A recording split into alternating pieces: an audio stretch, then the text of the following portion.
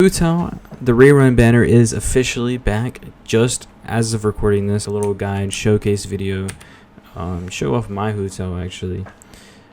My Hu Tao is at level 83.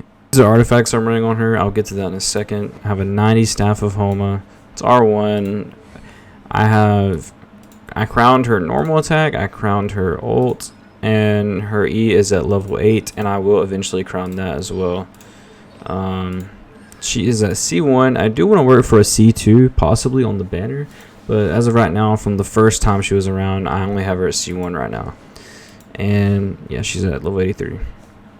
Now for artifacts, I will say for artifacts, when it comes to Hu Tao, a tip, it really depends on how you're going to be using your Hu Tao. When you use Hu Tao, there's pretty much two ways you can play.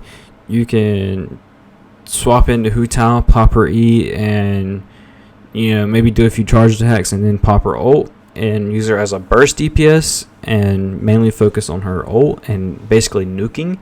Or you can use her as just a overall like main DPS that stays on the field for a good bit, spamming a bunch of charge attacks.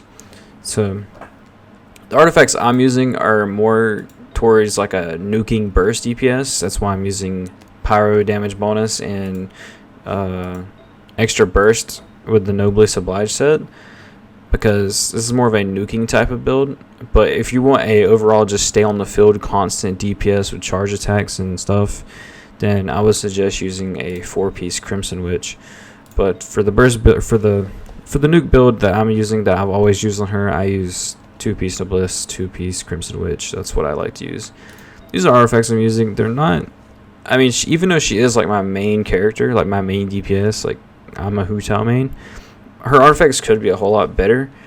But this is what I'm using. 283 crit damage with a pretty much a 30 crit rate.